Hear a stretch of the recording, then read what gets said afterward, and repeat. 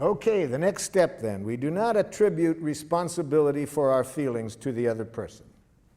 We never say that you make me feel or I feel because you. Instead, we are conscious that the root of feelings are needs. See, behind every feeling, there is a need. Now, certain feelings tell us that there is an obstruction in our thinking, that instead of our being directly connected to our needs, we have chosen to go off to jackal-land. So what are these feelings that tell us that we're not directly connected to our needs? Anger, depression, guilt, and shame. Those feelings are very valuable. They tell us that at this moment I'm not directly connected to my needs. Instead, we are up in our head telling ourselves moralistic judgments about somebody. Anger, we're making moralistic judgments about somebody else. Depression, guilt, and shame, we're playing that game on ourselves. But we're not alive, and as I would define being alive, which is connected to our needs. Yeah. Do you make a distinction between needs and preferences or desires? Yes, we make a big difference, as we'll see when we get to the next step now, because needs contain no reference to specific ways of getting the needs met. Those are preferences or strategies or requests. So we make a big difference between needs and between preferences, requests, strategies. So let's get into that. Let's right now connect our feelings with a need. Let's not go up to our head and think about the other person.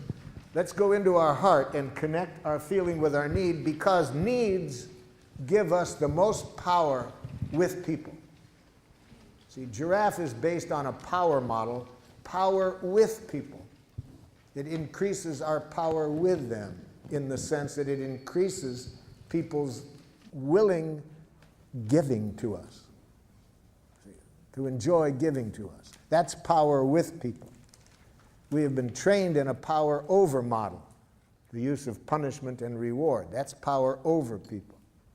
To get them to do things not because it's coming from their heart and they want to contribute to our well-being or to life.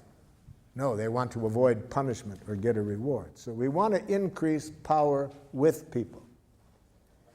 And the most powerful form of communication to do that is to bring people's attention to our needs that are not getting met. When people's full attention is on our needs, they hear no criticism, no demands. It is natural to enjoy giving. But if we hear any criticism or demand, we lose connection with that natural desire to give, and now we want to defend and attack.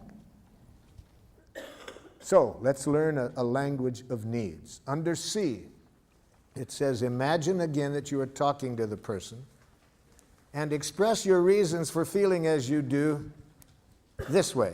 When you do what I described, I feel as I expressed because I am needing or because I need. See? So now see if you can identify what need of yours is not getting met.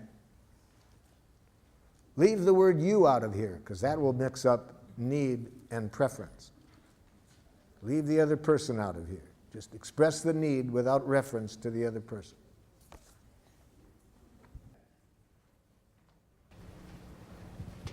All needs are universal. Every human being in the world has the same needs. So you can look at what you said and see whether this applies. You see. So if what you wrote down is a true need, every other human being in the world has that need. We're all created out of the same energy. So we really see this at the level of needs. All human beings have the same needs. What differs immensely is the strategies that we have been educated in for meeting the needs. Different cultures educate people to meet the needs in a different way, but the needs are the same. Who wants to check theirs out? Okay. To know that you are responsible and honest. That notice, brought the other person in there. I have a need to know that you are responsible and honest. How do we express the need without bringing the other person in there? See? Now, we can bring it in one way. I have a need for your happiness, for your protection. We can say that. Okay. See, but not the way you're saying it. Yes? I need to be seen and heard as who I truly am. I have a need to be seen and heard as who I truly am. Okay? Now, I have a impulse to qualify that and to say free. To be, Free. I have a need to be, The last word in that sentence is who I truly am. Free. I have a need, who I truly am, to be free. Yes, that's a need we all have.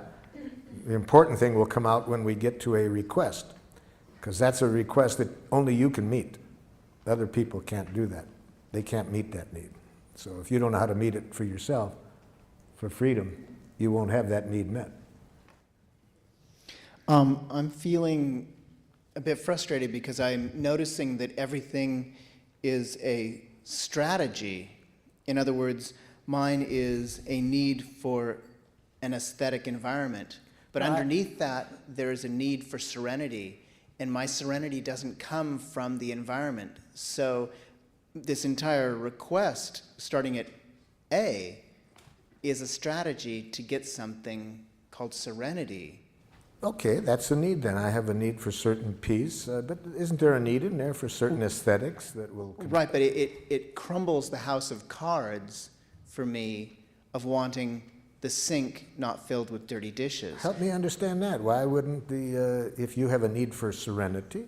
But serenity doesn't come from a clean sink. Okay, then we haven't got the right need then. Or then it's not that you want the sink cleaned out. But I'm projecting that need onto the sink, thus onto a behavior of someone else. Well, the other person's behavior can be getting in the way of our need getting met. If the dishes aren't done, and it could be some needs of yours are not being met by that. Then you have to identify what the needs are that are not getting met. I'm not sure. I'm really not sure that I'm not basing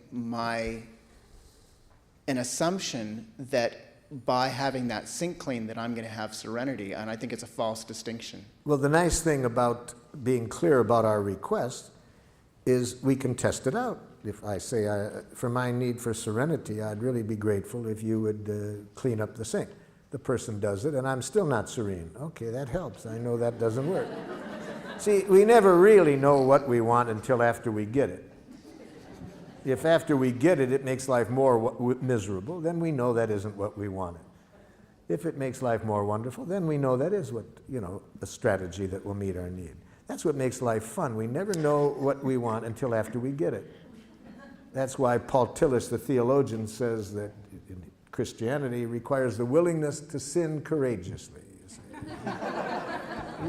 You ask for what you want, hoping to meet your needs. You get it, it makes life worse. Okay, now I've learned that isn't what I want. Wouldn't it be boring to know what is wrong? Yes? When you do what I described, I feel as I expressed, because